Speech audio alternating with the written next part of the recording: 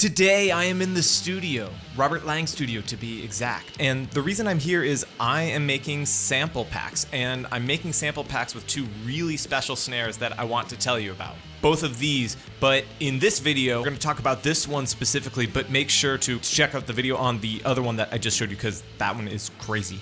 But this snare I have in front of me is, many of you have probably already recognized. This is a 1981 Tama Bell Brass. This is the one.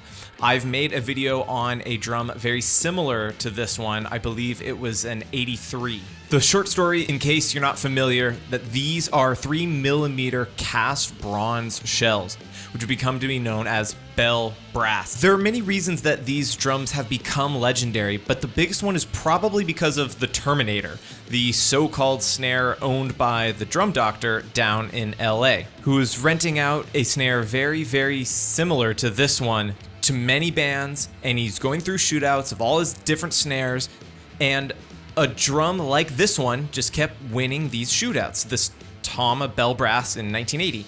And most notably, that drum was used on Nirvana's Nevermind. So, these drums have become the stuff of legend.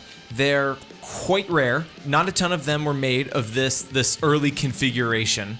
This one, like I said, is a 1981, and as far as I can tell, this is about as close as you can get to the Terminator without actually having that drum. Now, the drum doctor has said that he doesn't rent that snare out anymore. He doesn't let anyone use it. It's just too valuable.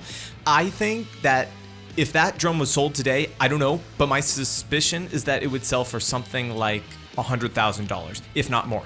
That's just my speculation.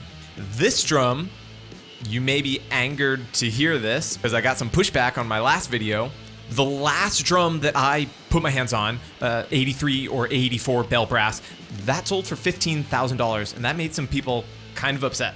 This drum sold for $17,000, and I know this because the person I borrowed this from is a friend of mine personally. I taught his son in the past, really, really great guy, a Tama collector, just a drum nerd like us, and this was a drum he had the opportunity to buy, and he just couldn't pass it up. So I've recorded several sample packs in my smaller room at West Coast Drum Shop, but I thought, man, if I'm going to be recording these really, really special snares with a lot of rock and roll mojo, I should also get a studio that has an equal amount of mojo as well.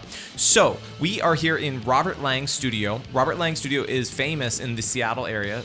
A list of artists that have recorded here include, but is not limited to, Nirvana, Alice in Chains, Foo Fighters, Death Cab for Cutie, Macklemore, Queensryche, Soundgarden, Peter Frampton, Lil Wayne, The Blood Brothers, Candlebox, and Bush. So before I talk about the sample pack anymore, let's just set up a kit and see what this thing sounds like.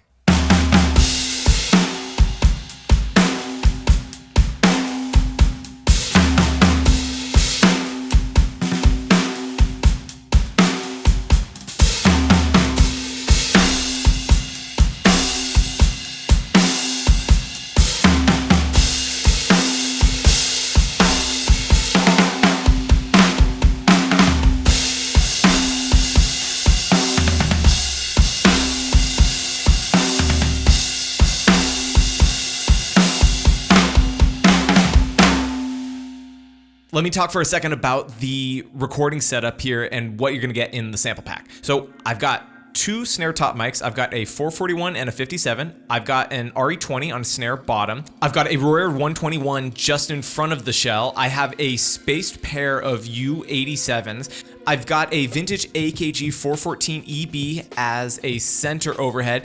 I've got two Coles 4038s just over my shoulders here. I've got two AKG 414s as stereo rooms. And then finally, I have a Neumann U67 sitting up there and capturing the overall room sound. So we've got mics going everywhere. They're going through API and SSL pre's, and it is just sounding amazing. We're getting 3 different tunings, a low, medium, high, and then I'm giving you 4 different dynamics for every tuning. I'm giving you ghost note, medium, high, dynamic, and then also rim shot. So there you go. Hopefully you've enjoyed spending a little bit of time with me in this snare today. Again, special thanks to my buddy who let me bring this into the studio. It's just amazing. So I think that's it. Thank you for watching. See you next time.